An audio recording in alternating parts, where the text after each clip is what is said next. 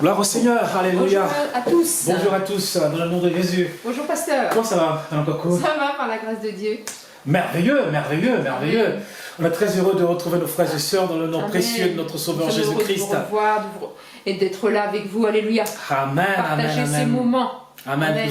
Tous ceux qui nous suivent sur Facebook, Dieu vous bénisse, bénisse vos enfants, bénisse Amen. votre famille. Et aujourd'hui, nous voulons parler de la maturité. Amen. Amen. Tu veux que je Amen. commence ou comme tu veux Vas-y. Alors, voyez-vous, Oui. on voit aujourd'hui sur Facebook, partout sur Internet, les gens parlent de maturité. La maturité. La Oui. maturité. Mais c'est quoi la maturité? C'est quoi la maturité? La maturité se décline déjà dans la nature, dans la vie d'un homme et spirituellement. La maturité dans la nature, c'est lorsque un organisme a atteint son plein développement. Est-ce que tu vois, Madame Coco? Oui, oui, oui, oui. Quand Cette on année, on a mange- mangé beaucoup de mangue, hein, cette année. C'est- On a mangé beaucoup de s'est mangue. régalé, là. Donc, c'était des mangues qui étaient à maturité. Elles étaient Ah, bonnes. Elles elles étaient étaient de Côte bonnes, c'est ça. d'Ivoire. Voilà, de Côte Ou d'Ivoire. de Sénégal. Ça, c'est les meilleures mangues africaines. Et quand tu manges, tu dis, qu'est-ce que c'est bon, Oh là c'est là merveilleux. là, t'as l'impression d'être au pays, là. Alléluia.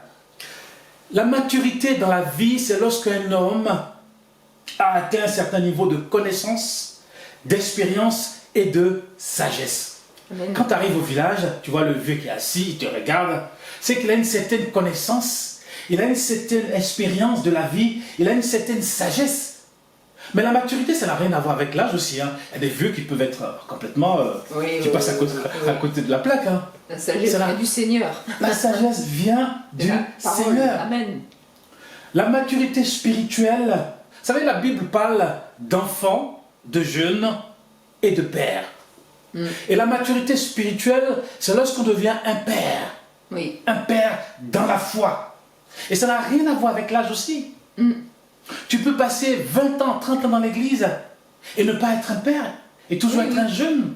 Même un bébé. Un bébé spirituel. Moi, je n'ai vu, il y a des gens qui ont passé 30 ans dans l'église et qui sont encore des bébés spirituels. La maturité spirituelle, c'est lorsqu'on a atteint une certaine connaissance de Dieu, une certaine connaissance de la parole de Dieu. Amen. Amen. Amen. Une certaine connaissance de son papa. C'est ça. Une certaine connaissance de son Père. Parce que Dieu est notre Père. Et ça, c'est quelque chose de merveilleux que Jésus nous a appris. Amen. Avant, les gens ne disaient pas que Dieu était notre Père. Ils disaient l'Éternel. Oui. El Elohim, Shaddai. El Shaddai, Yahweh, Yeshua. Et grâce. Jésus est venu nous dire que Dieu est notre Père. Amen. Papa. C'est La merveilleux. connaissance de notre Papa. La connaissance de sa parole. Amen. Vous savez, quand tu es enfant, tu connais ton père. Hein? Quand tu le vois arriver, tu sais s'il est content, s'il n'est pas content, et sa parole, tu sais si ça va, si ça ne va pas. Tu connais ton papa. Oui. Et nous devons connaître notre papa. Alléluia. Amen. Et la maturité spirituelle, c'est connaître Dieu, notre Père. La maturité spirituelle, c'est connaître sa parole. La maturité spirituelle, c'est porter des fruits en Jésus-Christ. Amen. Les fruits que le Saint-Esprit nous fait porter. Alléluia. La maturité spirituelle, c'est marcher dans la sanctification. Dans La l'obéissance. Dans l'obéissance. Alléluia. La sanctification et l'obéissance. La maturité spirituelle, c'est être des modèles. Des modèles en Jésus-Christ. Amen. Amen. Alléluia. Amen. Paul dit, soyez mes imitateurs. Parce que Paul était un modèle pour nous. Comme moi-même, Alléluia. je le suis de Christ. Alléluia. Il a Que dit- lui-même, il est de Christ. Que Christ lui-même est du Père. Lui, c'était déjà un niveau. Ah ben, c'était un niveau extraordinaire. Il demandait déjà d'être ses imitateurs. Après, Ah oui. bon, lui, il était imitateur de Christ. Second palier. Amen. Amen. Je te laisse la parole. ma chère Amen. épouse. Merci, merci pasteur. C'est une Amen. bonne introduction parce que bon, en fait, l'objectif ce matin, c'est vraiment de parler de la maturité dans le couple. La maturité est vraiment, on va dire, un roc ou un socle essentiel pour la réussite d'un mariage. Et nous allons donc voir cela en 5 points. Alléluia. Pour que nous puissions vraiment réussir notre mariage, il faut avoir un époux mature et une épouse mature. Amen. Et si je peux donner un petit témoignage, c'est vrai que moi je veux rendre témoignage à mon mari parce que quand nous nous sommes mariés, Merci. il faut dire que moi j'avais pas beaucoup de maturité.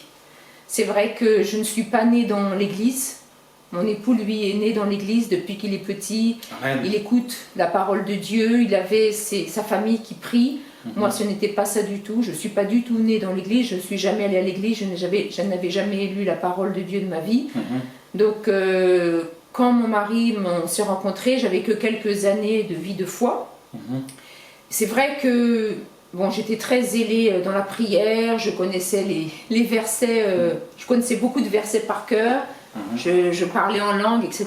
Mais ça, ce ne sont pas les signes d'une maturité. On aurait pu croire quand on voyait que j'étais mature, mais ce n'est pas les signes d'une maturité. Parce que quelqu'un qui est mature, il a la sagesse. Il sait résister aussi aux épreuves, quand il y a des épreuves. Et moi, je n'avais pas cette maturité, parce que quand il y avait des difficultés, des épreuves, je m'effondrais très très vite. Et celui qui est mature, il est capable de résister aux épreuves, quelles que soient les intempéries, quelles que soient les difficultés, il reste ancré sur la parole de Dieu. Et il est vrai que mon mari était beaucoup plus mature que moi. Moi, j'avais un gros retard que j'ai dû rattraper. Et je peux dire que dans le couple, comme il a dit tout à l'heure, que soyez mes imitateurs, moi, mon mari, ça a été mon modèle. Parce que je voyais qu'il avait plus de sagesse que moi, il avait plus de maturité, il avait plus de force spirituelle que moi. Donc il m'a beaucoup soutenu, il m'a beaucoup aidé. Amen. Et il a été très patient. Oui, c'est vrai, je bénis le Seigneur, je rends grâce à Dieu parce que le Seigneur lui a donné l'amour pour moi, la patience, jusqu'à ce que je puisse arriver aujourd'hui vraiment à plus de maturité. Je sais que je dois encore grandir tous les jours dans la sagesse et dans la maturité, mais je pense que par la grâce de Dieu, maintenant, je suis quelqu'un de mature et mon mari peut compter sur moi. Amen. Mais c'est vrai qu'au début, il faut l'avouer, moi je le dis sans honte parce que eh bien, j'étais ignorante. Je me suis beaucoup appuyée sur mon époux parce que il était plus solide que moi. Amen. Vraiment. Merci pour ta... Merci Seigneur, surtout. Merci Seigneur, parce que c'est lui qui m'a transformé. Hein. C'est pas quelqu'un qui m'a transformé, c'est Jésus qui m'a transformé. C'est le Saint-Esprit qui m'a aidé. Ah. Comme dit, l'amour supporte tout. Que Dieu soit béni. Amen. Donc voilà, c'était une petite introduction. Et donc vraiment le premier point, la maturité, c'est la capacité à résister. La maturité dans un couple, c'est la capacité à résister aux épreuves. Comme Jésus le dit dans Matthieu 7, versets 24 et 25, je pense que tout le monde connaît ce passage, ou si vous ne le connaissez pas, vous pouvez le lire. C'est l'histoire en fait de la maison qui est bâtie sur le roc et qui, malgré les pluies, les intempéries, les épreuves, elle a résisté par rapport à une autre maison qui était bâtie sur le sable. Et quand le vent est venu, quand la tempête est venue, elle a été dispersée. Et vraiment, c'est l'image, le mariage, c'est l'image de cette maison qui est capable, si elle est bâtie sur le roc, si elle est bâtie sur la maturité, de résister aux épreuves. Alléluia. Amen. Je laisse la parole. Amen. Amen. Merci d'avoir parlé de moi. Oui, moi, je rends grâce au Seigneur, parce que par moi-même, je peux pas. C'est pas la grâce de Dieu. C'est pas la grâce de Dieu. Amen. Alléluia. Et comme on parle du couple, c'est vrai que quand on se marie, on pense toujours qu'on connaît l'épouse qu'on a devant nous, ou on connaît l'époux qu'on a devant nous. Mais c'est faux. Et comme je le dis à chaque fois, quelqu'un disait, pour connaître quelqu'un, il faut avoir mangé au moins 1 kilo de sel avec la personne. Mais 1 kilo de sel, ça ne se mange pas en une journée. Oui, ou un kilo de piment. Ou 1 kilo de piment. Ça ne se mange pas en une journée. Donc, il faut du temps pour apprendre à se connaître. Mais c'est vrai que moi, ayant vécu en Afrique, ayant vécu des moments difficiles en Afrique, vous savez, les moments difficiles, l'épreuve de la vie, lorsque je suis arrivé en France, j'ai vécu des moments difficiles. Ça forge. Et ça forge. Oui, le caractère, c'est vrai. Ça forge le caractère. Et Dieu m'a formé un peu comme un militaire. Je ne vais pas tout raconter ici comment Dieu m'a formé, mais peut-être qu'un jour je vais donner un témoignage très percutant, parce que c'est cette formation, c'est une formation commando. C'est clair. C'est une général de général de Dieu. Formation Amen. Commando de général de Dieu. Un jour je vais raconter ce témoignage, n'allez pas croire à vos oreilles. Oui. Parce que tu m'as formé à la dure. À la dure, oui. À la dure. Et je bénis le Seigneur. Donc quand les petites choses, les petites épreuves arrivent, Pour nous, c'est rien. Quelqu'un qui a un commando, on lui dit d'aller faire une petite guerre et tout ça. Est-ce que pour lui, c'est pas... Non, c'est un tireur d'élite. Donc pour lui, c'est pas grand-chose. Alors que pour moi, j'étais un bébé, je pleurnichais pour rien. Donc moi, je suis rentré dans le couple étant déjà formé spirituellement, parce que j'ai fait l'Institut de théologie biblique. Je suis né dans une famille chrétienne, j'ai donné ma vie au Seigneur. Et l'épreuve m'a formé. Les difficultés. Les difficultés m'ont formé. Contrairement à moi où j'ai eu une vie tranquille avec mes parents, c'est vrai. C'est ça le problème des Européens. Enfin, ils ont de belles choses, des maisons, ils ont tout. Il y a un manque de maturité. Il y a un manque de maturité. Même dans le mariage ici, quand tu vois les hommes, on voit que les hommes sont comme des enfants. Et les jeunes femmes aussi, c'est pareil. Voilà, les jeunes femmes. On a fait croire que... On a fait des princesses. Ou... Voilà, on a fait croire que... Ou le garçon, c'est un prince charmant. Ou le fils à sa maman. Ou le fils à sa maman. C'est faux. C'est faux. Sinon, ça crée un retard dans la vie de couple. Ou ça va créer des tensions dans la vie de couple. Oui. Moi, je bénis le Seigneur que moi, j'avais déjà un certain niveau que j'ai pu t'aider. Oui, mais c'est que j'ai pu aider mon couple. Au début de notre mariage, c'est toi qui tenait, hein, parce Alléluia. Que moi j'avais pas beaucoup de maturité, j'avais la connaissance entre guillemets de la parole de Dieu, mais j'avais pas l'application de la parole de Dieu, j'avais pas le fruit de l'esprit. Et c'est ça qui est important. Je te laisse ça. Oui. Donc comme on dit là, donc premier point, la capacité à résister aux épreuves. Oui. Et le deuxième point, c'est pouvoir savoir parler au bon moment. On va attendre 2 secondes, parce que là, il y a la porte qui s'ouvre. Donc on va le... Amen, Alléluia, praise the Lord. Alléluia. Dans la vidéo, il y a toujours des imprévus. Hein? C'est le vent, là. Comme on dit, le vent a soufflé, mais notre maison est tient bon. Alléluia. Voilà, dans le couple, il est important de savoir parler à son époux, de savoir parler à sa femme au bon moment. Moi, je prends le cas, quand mon mari rentre du travail, je ne vais pas lui, comment dire, dès qu'il arrive, alors bon, ici il y a eu tel problème, ici il y a eu ça, ici il y a eu ça, bon alors qu'est-ce qui se passe, oui, quand maintenant les enfants sont grands, oui, Jonathan a dit ça, David a fait ceci, non, j'attends qu'il arrive tranquillement du travail, j'attends qu'il se repose et tout ça, et quand il est un peu plus tard dans la soirée, il faut savoir, mes chers soeurs, il faut savoir parler, il faut savoir trouver le bon moment. Amen. Le bon moment pour parler à son époux. Amen. Peut-être quand il a mangé un bon plat. Faut connaître l'homme. Quand il a mangé, vous avez fait un bon plat, et s'il y a des choses à dire, franchement, s'il y a des choses à dire, qu'il y a des désaccords et tout ça, c'est vraiment, s'il vous plaît, pas quand il rentre du travail. Parce qu'il en a déjà plein la tête. Donc, il faut le laisser un peu tranquille. Alors, pour ceux qui sont les chefs d'entreprise, parce que moi, je dirais aussi une entreprise, il faut savoir que lorsque tu es chef d'entreprise, tu as tes employés, quand tu arrives le matin, tes employés, il faut les gérer, il faut gérer sa matière première, il faut gérer, tu es un gestionnaire, il faut faire ceci. Et est-ce que les employés vont arriver, ils ne vont pas arriver, est-ce que certains sont malades, et toute la journée, tu as les employés, tu as aussi, qu'on appelle tes supérieurs. Voyez-vous, et quand tu arrives chez toi, ben, il faut que ça se passe bien. Et la femme doit connaître, n'est-ce pas, son mari. C'est pas lorsqu'il arrive à la porte, on commence à lui dire ceci, cela, non, ça va pas. Donc il faut connaître son mari, comme tu as dit. Oui. Et aussi, savoir aussi, de ton côté, savoir parler à son épouse. Donc tu peux peut-être plus le dire par rapport à ça pour aider les frères et sœurs. Il est important aussi de savoir parler à son épouse. C'est vrai que nous, qui avons été comme des commandos, on parle un peu comme des commandos. Parce que moi, j'ai été éduqué aussi comme un militaire, parce que j'ai vécu avec les militaires. Mais il a fallu que je mette un petit peu aussi de douceur dans ce que je dis. Il a fallu que je mette un petit peu de douceur, parce qu'avant, je parlais. Voyez-vous, on parlait comme des commandos. Donc, il a fallu que je mette un petit peu de douceur dans ce que je dis. Donc, il est important de... La douceur, c'est aussi le fruit de l'esprit. C'est ça, donc... ça fait partie de... Pierre a dit que la femme est le sexe faible, entre guillemets, dans le sens que nous, on est plus sensibles. Donc c'est vrai que si les maris parlent durement à leur femme, ça aura du mal à passer. Donc il faut aussi que les maris apprennent à parler avec douceur à leur femme, et que les femmes sachent trouver le bon moment. Et parler aussi avec douceur aussi à leur mari. C'est réciproque aussi. Si on parle durement à nos époux, ils ne vont pas du tout nous entendre, et puis ça va mal se passer. Alléluia. Amen. Il est important aussi, en troisième point, Voilà, après, savoir écouter l'autre aussi. Donc si, on va prendre un passage, parce que là, on n'a pas pris de passage, mais on va prendre le passage de Philippiens, chapitre 2 et verset 4. Amen. Amen. Alléluia. Thank you, Lord. Gloire à Dieu.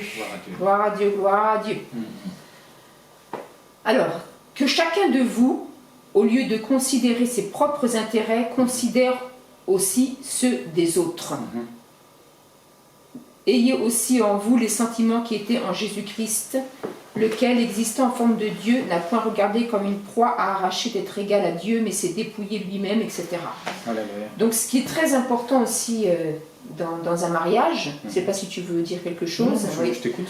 c'est de pouvoir aussi nous écouter l'un et l'autre.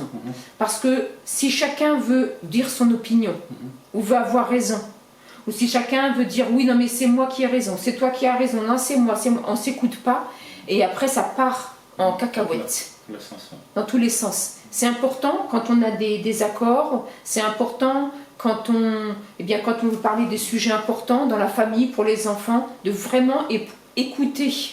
Moi j'écoute, parce que je sais que mon mari c'est quelqu'un de sage, et je l'écoute.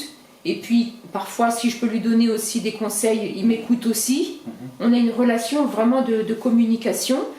Et c'est ça qui est enrichissant aussi. Amen. Amen. Ouais. Je te laisse parler. C'est ça qui est enrichissant. Il te reste encore 2 points. Oui. C'est ça qui est enrichissant. C'est ça qui permet aussi de faire avancer le couple.